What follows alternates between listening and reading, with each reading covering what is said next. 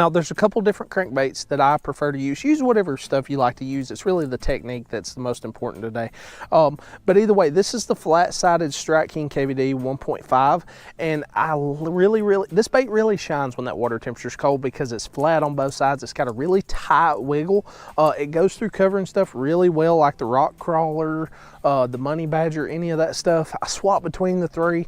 Don't ask me necessarily why. It's just sometimes I feel like one outshines the other, but they're very, very similar altogether. But either way, that tight action is going to be what you want. But I cast that bait out there, and I'm going to point my rod tip straight down, and what I'm trying to do is get that bait down to where I'm making contact with the bottom. Once I make contact with the bottom, I'm going to slow that reel down. And as I slow that bait down, sometimes you're going to bump into stuff like logs and things like that. And when you do that, 99% of the time, what I prefer to do, like when I bump into a log, I'll pause that bait and let that bait float up.